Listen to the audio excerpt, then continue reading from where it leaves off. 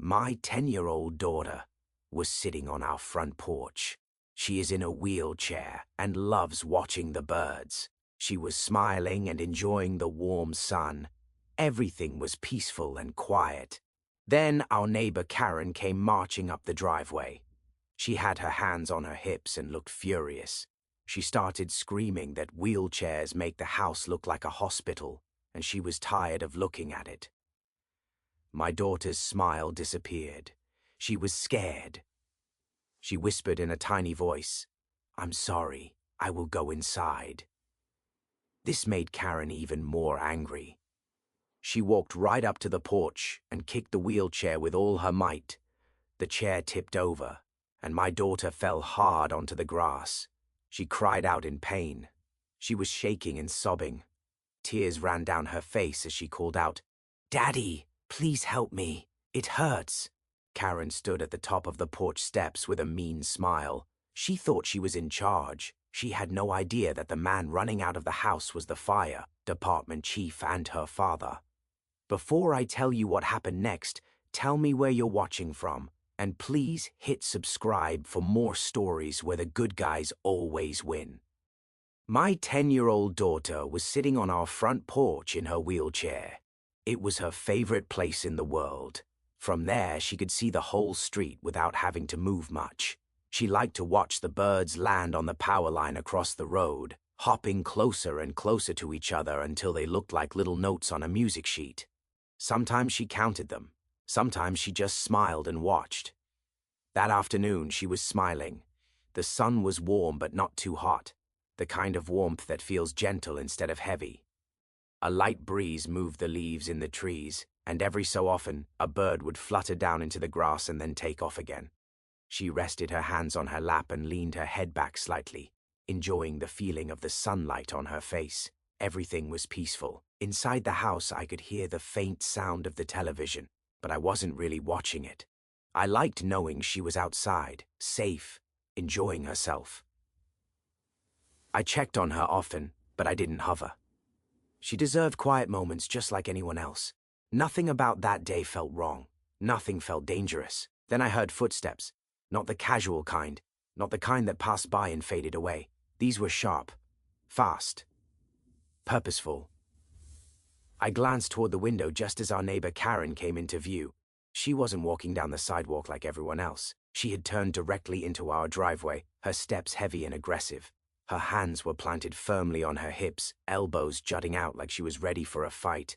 Her face was tight with anger. No greeting, no hesitation. She stopped a few feet from the porch and started yelling. "I am so sick of this," she shouted. "Every single day, this house looks like a hospital." My daughter's smile vanished instantly. Her body stiffened in the wheelchair, and she turned her head toward the sound, confusion flashing across her face before fear settled in. Karen wasn't finished. "I'm tired of looking at that thing," she snapped, pointing at the wheelchair. "It's ugly. It brings down the whole neighborhood." My daughter's hands trembled as she pulled them closer to her chest. She didn't understand why someone was yelling at her. She didn't understand what she had done wrong. She only knew she was scared. "I'm sorry," she whispered, her voice so small it almost disappeared into the air. I will go inside." She tried to move the wheels backward, slow and unsure, like she was hoping to make herself invisible. That should have been the end of it. Any normal person would have stopped. Karen didn't. Her face twisted, like my daughter's apology had insulted her. "Don't talk back to me," Karen shouted. "You don't get to decide what stays out here." Before I could even stand up, Karen marched up the porch steps. Everything happened at once. Her foot lifted, then slammed into the side of the wheelchair. The sound was dull and heavy.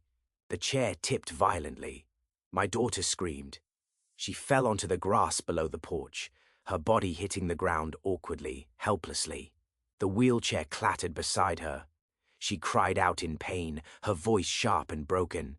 She began shaking immediately, sobbing, trying to pull herself together but unable to understand why the world had suddenly turned against her. "Daddy!" she cried. "Please help me. It hurts." Tears streamed down her face as she tried to curl into herself. I was already moving. My heart was pounding so hard it felt like it might tear through my chest. But before I reached her, I saw Karen. She stood at the top of the porch steps, looking down at my child. She wasn't shocked. She wasn't worried. She was smiling, not a big smile, a small, cruel one, the kind that says I am in charge, the kind that says you deserved this.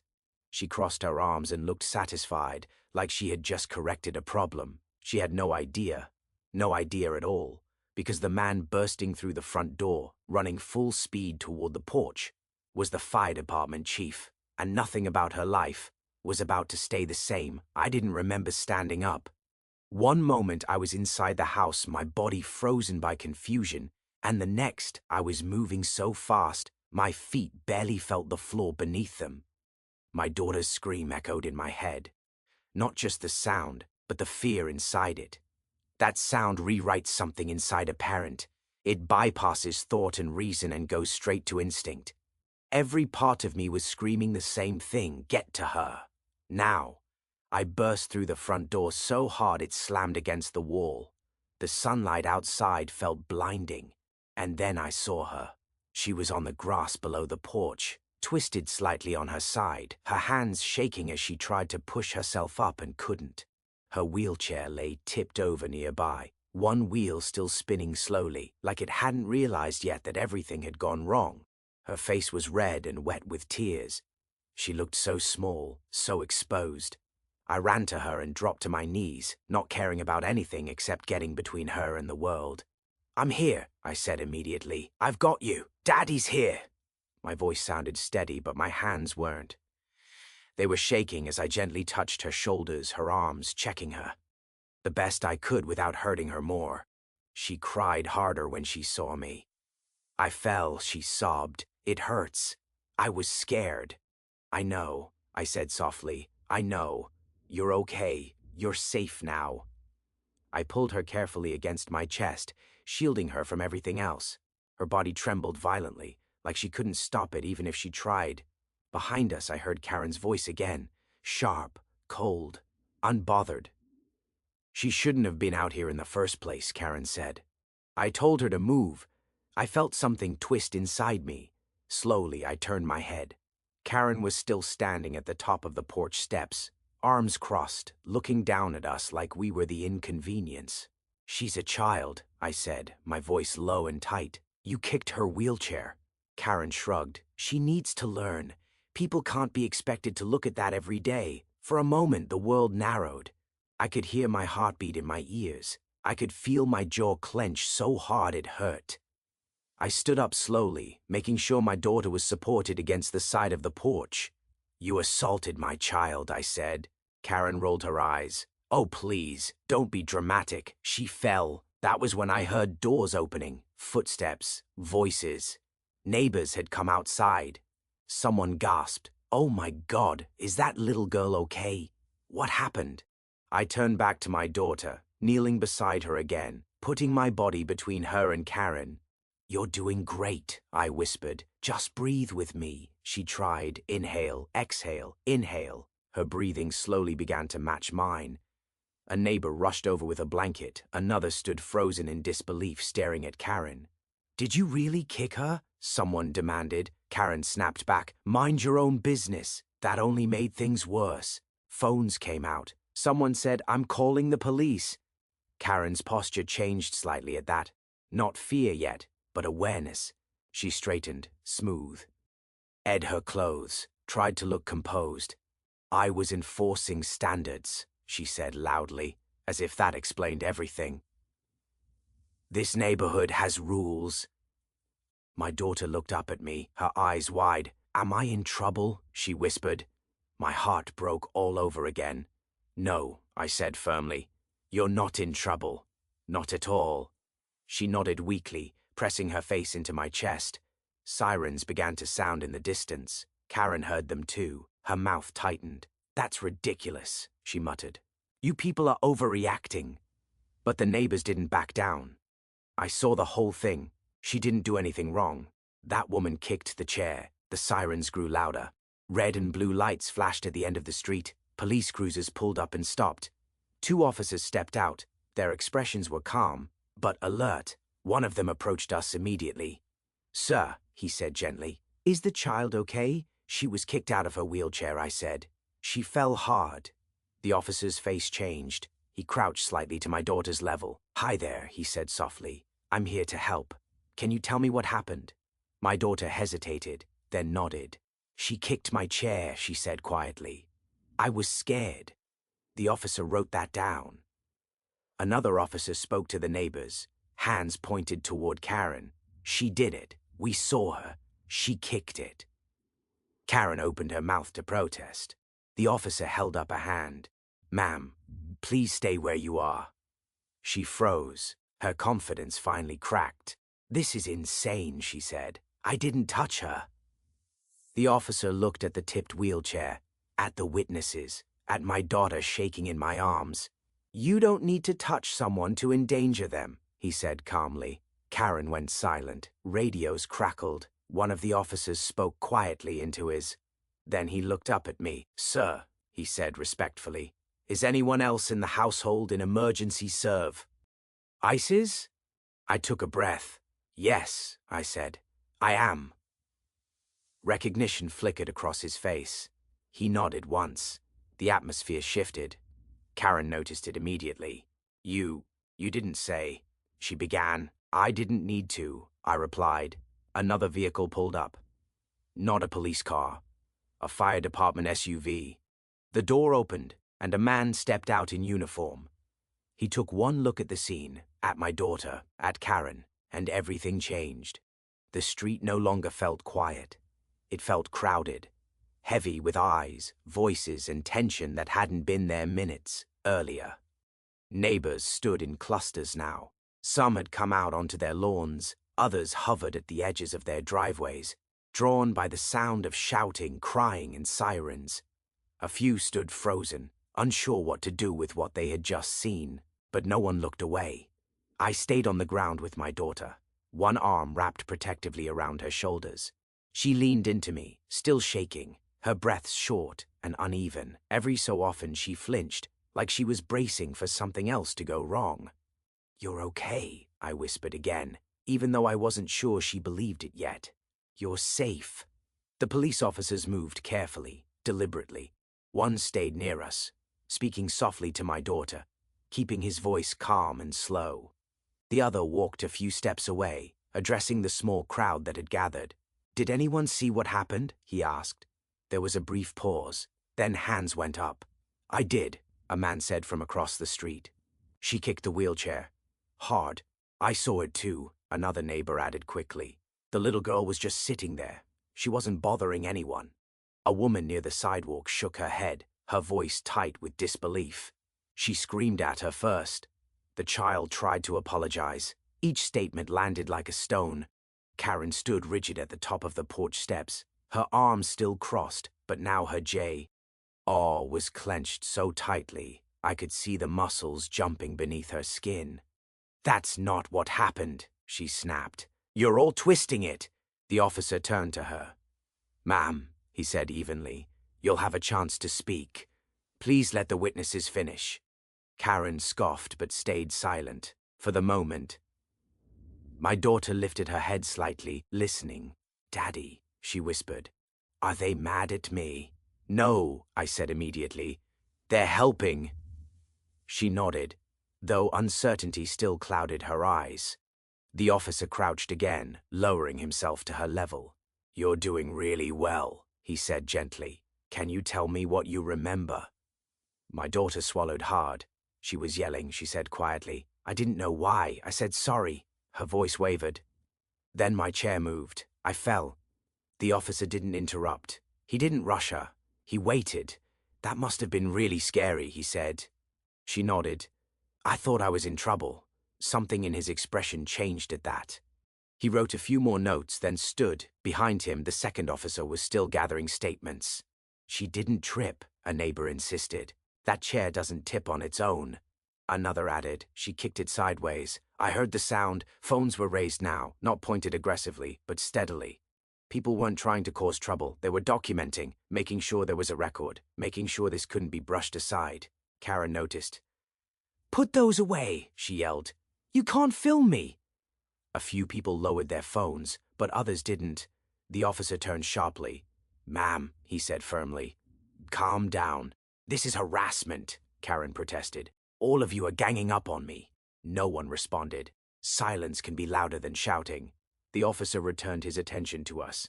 Sir, he said to me, has your daughter been moved since the fall? No, I replied. I didn't want to hurt her.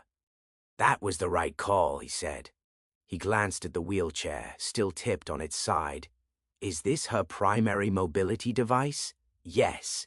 He nodded slowly. Okay. He stood and spoke into his radio, his voice low but clear. Codes were exchanged, words I understood. This wasn't being treated lightly. Karen shifted her weight. You're making a big deal out of nothing, she muttered. She's fine. That was when one of the neighbors spoke up, louder than the rest. She's a child, the woman said, and you terrified her. Karen spun toward her. Mind your business. The officer stepped between them without raising his voice. That's enough. Karen stopped, but the control she'd been clinging to was slipping. I could see it in the way her eyes darted from face to face, searching for support. She didn't find any. The crowd wasn't angry. They were resolute. A police supervisor arrived next, stepping out of a cruiser with a measured calm. He surveyed the scene quickly, taking in the tipped wheelchair, my daughter on the ground, the cluster of witnesses, and Karen standing alone at the porch. He approached the first officer. What do we have? He asked quietly. The officer briefed him in low tones. The supervisor nodded once. He turned to Karen. Ma'am, he said, I need you to step down from the porch. Karen hesitated. I didn't do anything wrong. Step down, he repeated. Slowly, reluctantly, she obeyed. As she moved, I noticed something shift in my daughter's posture. She pressed closer to me, her fingers tightening in my shirt. It's okay, I whispered. She's not near you. The supervisor addressed the witnesses. Thank you for staying, he said. Your statements are important. People nodded, some crossed their arms. Others simply watched, solemn and steady. Karen tried again. This is ridiculous, she said. I was protecting the neighborhood. The supervisor looked at H. From what? She opened her mouth. Closed it. No answer came. The officer returned to us. Sir, he said, an ambulance is on the way to check your daughter. Just to be safe. My daughter's eyes widened. Am I going to the hospital? No, I said gently. They're just checking you. She nodded slowly. The sound of the approaching siren grew louder. Karen's confidence finally cracked. She looked around wildly. This isn't fair, she said, her voice rising. I'm the one being attacked here. No one responded. The truth was already standing in the open. Witnesses had spoken, records were being made, and the story was no longer hers to control. The ambulance pulled up at the curb. As the paramedics stepped out, calm and focused, I felt something ease in my chest. Not relief, not yet, but certainty. This wasn't going to disappear. This wasn't going to be minimized. Too many people had seen, too many people had spoken, and the neighborhood would never forget what happened on that porch. The fire department SUV pulled up quietly, without sirens or flashing lights. That alone said everything. This wasn't chaos, this was control. The engine cut off, and for a brief moment, the entire street seemed to pause. Conversations stopped mid-sentence. Phones lowered slightly. Even the wind felt like it had slowed. The driver's door opened. A man stepped out wearing a dark fire department uniform, his posture straight, his movements calm and deliberate. His presence carried weight. Not the loud kind, not the threatening kind, but the kind that comes from years of responsibility and command. He didn't rush. He didn't shout. He walked forward with steady purpose. I recognized him immediately. So did the police officers. So did Karen. The fire department chief took in the scene in a single sweep of his eyes. My daughter on the ground, wrapped in a blanket now, her face still pale. The TI. Ped wheelchair nearby, the cluster of neighbors watching silently. The police officers standing alert. And finally, Karen. His gaze stopped on her. The change in her face was instant. The tight anger drained away, replaced by something raw and panicked. Dad, she said softly, the word barely audible. The street went completely silent. No one gasped. No one whispered. They just watched. The fire chief stopped a few feet away from her. "Karen," he said. He didn't raise his voice. He didn't need to. "What happened here?" he asked. Karen swallowed. She was breaking rules," Karen said quickly, gesturing toward my daughter without looking at her. "I was just trying to handle it." The fire chief didn't respond right away. Instead, he turned slightly toward one of the police officers. "Is the child okay?" he asked. "She's shaken," the officer replied. "Paramedics are checking her now." The fire chief nodded once. Then he looked at the wheelchair, then back at Karen.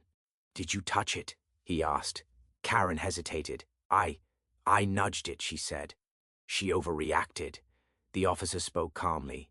"Multiple witnesses state you kicked the wheelchair, causing it to tip." Karen's mouth opened, closed. She looked around desperately, searching for someone, anyone, to agree with her. No one did. The fire chief exhaled slowly. "Kicking a mobility device," he said, his voice steady but firm, "is the same as striking the person using it." Karen's eyes filled with tears. "You don't understand," she said. "I was just tired of seeing it. It's upsetting." The fire chief turned fully toward her now. "What's upsetting," he said quietly, "is a grown adult hurting a child." That sentence landed harder than shouting ever could. Karen's shoulders sagged. The authority she had relied on, her role, her attitude, her belief that she was untouchable, crumbled in front of everyone. The fire chief turned to the officers. "Proceed," he said simply. The word carried no anger, just permission. The officers stepped forward. Karen backed up a step instinctively. "Dad, please," she started. The fire chief didn't look at her. "This is not a family matter," he said. "This is a public one." The officer spoke clearly. "Ma'am, please turn around." Karen froze. "I didn't mean to hurt her," she said, her voice cracking. "I was enforcing standards." The officer waited, turned around. Slowly, painfully aware of every eye on her, Karen did. The handcuffs closed quietly around her wrists.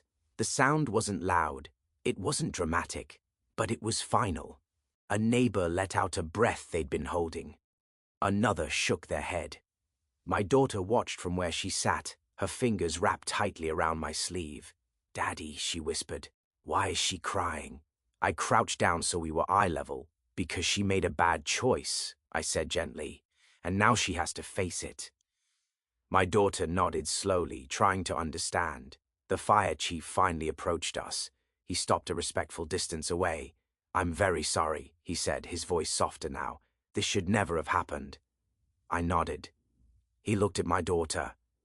"You're very brave," he said. She looked down, shy, unsure what to do with that. The paramedics finished their check.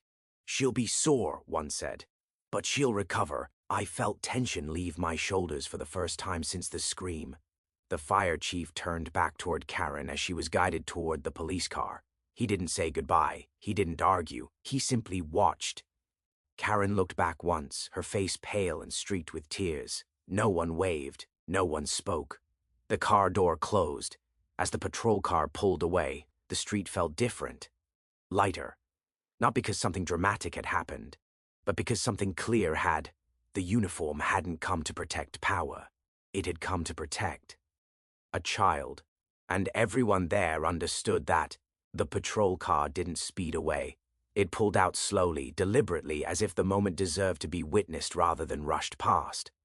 The tires rolled softly over the asphalt, and the sound seemed louder than it should have been in the sudden quiet that followed. No one cheered.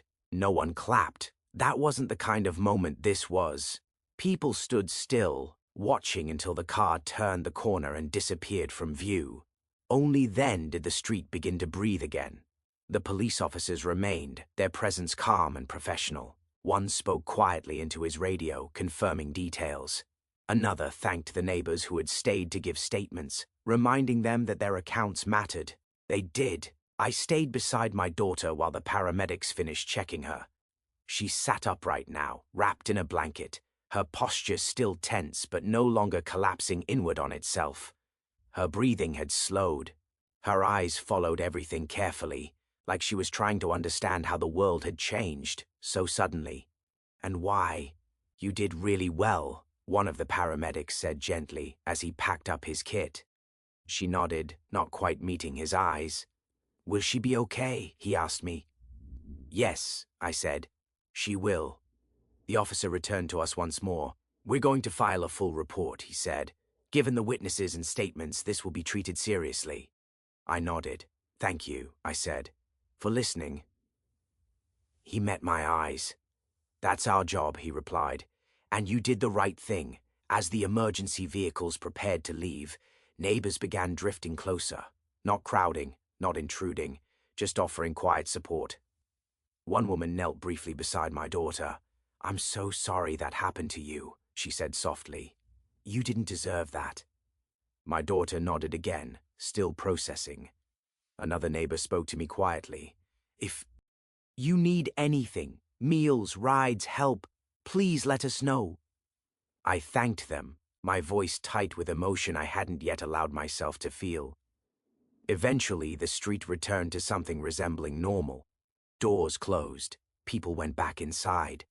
Life resumed its rhythm, but not unchanged. The porch looked different now, not damaged, just marked by memory. Inside the house, the quiet felt heavier than before. I settled my daughter on the couch, propping pillows carefully so she was comfortable. She leaned back, exhausted in the deep way that comes after fear has burned through every reserve. I sat beside her, not touching at first, just close enough to be felt. She broke the silence. "Daddy? Yes? Is she gone?" "Yes," I said. "She's gone. For good?" I paused, not because I didn't know the answer, but because I wanted to choose the right words. "She won't be able to hurt you again," I said. That was the truth that mattered. She closed her eyes at that, her shoulders finally dropping, tension easing in a way that told me she had been holding herself together by sheer will. Later that evening, calls began to come in. The HOA president called first. His voice was careful, measured. "I want to personally apologize," he said. "What happened was unacceptable. Karen has been immediately removed from any HOA position." I said nothing. He continued, "There will be an emergency meeting. Policies will be reviewed. This will not be ignored." "I'm glad to hear that," I said calmly, "because my daughter's safety is not negotiable." He agreed. The next call was from a city official, then another from a victim services coordinator. Each conversation followed a similar pattern: acknowledgement, documentation, reassurance, accountability. Not loud, not dramatic, but real. The following days unfolded slowly. My daughter stayed home from school to rest. She moved carefully, her body sore, but healing. The deeper wound, the fear, took longer. Sometimes she startled at sudden noises. Sometimes she asked the same questions again and again. Why did she do that? Did I make her mad? Am I allowed to sit outside? Each time I answered calmly. Each time I told the truth. "No, you did nothing wrong. Yes, you are allowed." Repetition mattered. The investigation moved forward. Witness statements were finalized. Video clips were collected. Medical notes were added to the report.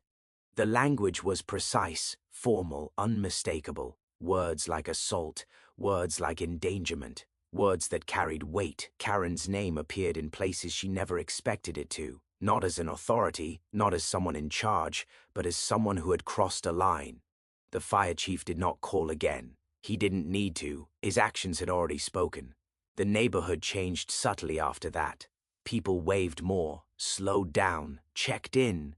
The porch became a symbol, not of what happened, but of what would never be allowed to happen again.